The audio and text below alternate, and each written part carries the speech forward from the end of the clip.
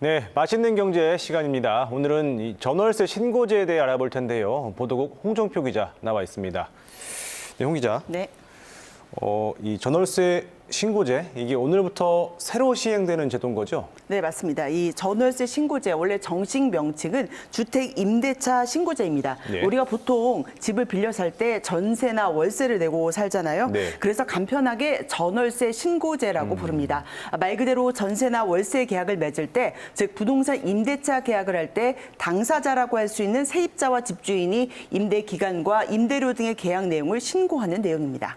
그럼 월세나 전세를 계약을 하게 되면 다 신고를 해야 되는 겁니까? 아니, 그건 아닙니다. 먼저 임대료 기준이 있습니다. 보증금이 6천만 원을 넘거나 월세가 30만 원을 넘는 경우가 대상입니다. 오늘부터 이루어지는 신규 계약은 당연히 신고 대상이고요. 예. 갱신될 경우에도 임대료가 변동됐다면 역시 신고해야 합니다.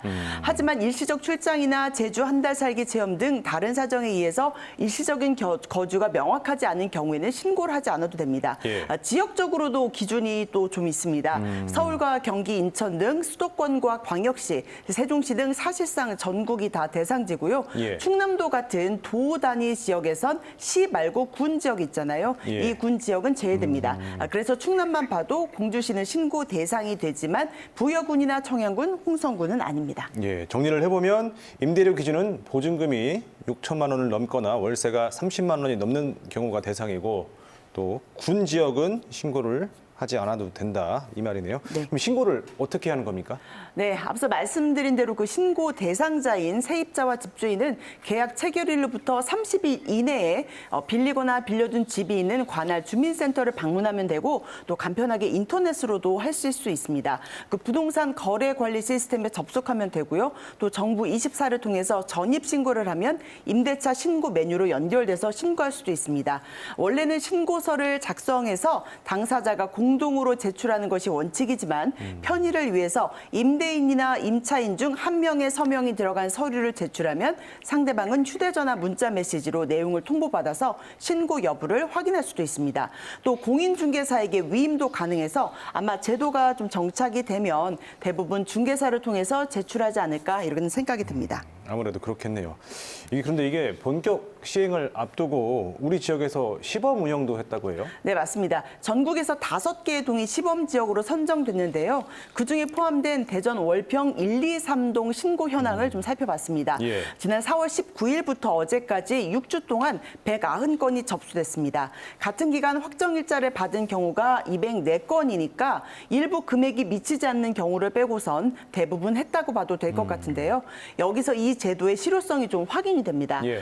지금도 임대차 계약을 맺고 나면 세입자들이 그 보증금을 돌려받을 때를 대비해서 주민센터에 가서 확정 일자를 받고 있는데요. 그렇죠. 이 30일 안에 전월세 신고를 하면 세입자가 따로 전입 신고를 하지 않아도 이 확정 일자가 자동으로 부여됩니다. 또 세입자 입장에선 확정 일자를 받으러 굳이 주민센터에 가지 않아도 돼서 좀 편해진 상황입니다. 또 어떤 경우에는 세입자가 전입 신고를 하면서 임대차 계약서를 첨부할 수가 있는데요. 이럴 때도 자동으로 신고가 되고 또 확정일자도 부여받을 수 있습니다. 예, 이 제도가 그런데 내년 5월까지 1년 동안은 계도 기간을 두는 거잖아요. 그럼 네, 그 맞습니다. 이후에 신고를 하지 않으면 과태료가 부과되는 겁니까? 네, 맞습니다. 먼저 허위로 전월세 계약 조건을 속이면 과태료 100만 원이 부과됩니다. 또 30일의 신고 기간을 넘겨도 미신고 기간과 월세액 수준에 따라서 최소 4만 원에서 100만 원의 과태료가 차등적으로 부과된다고 합니다. 때문에 당장은 앞으로 1년 동안은 계도 기간이라서 과태료 물릴은 없겠지만 그래도 대상이 되시면 익숙해지도록 신고하시는 게 좋겠습니다. 그럼 근본적으로 이렇게 신고를 하면 어떤 점들이 좋아지게 되는 겁니까? 네, 무엇보다도 그 대상이 되는 전월세 실거래 가격을 좀 정확하게 알게 되겠죠. 네. 오는 11월부터 신고 정보가 공개된다고 하는데요.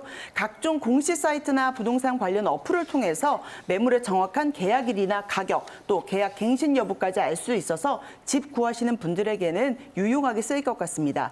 그 일각에서는 임대인들, 즉 집주인들의 임대 소득에 과세를 하기 위한 전 단계가 아니냐 이런 의혹도 제기되고 있는데요.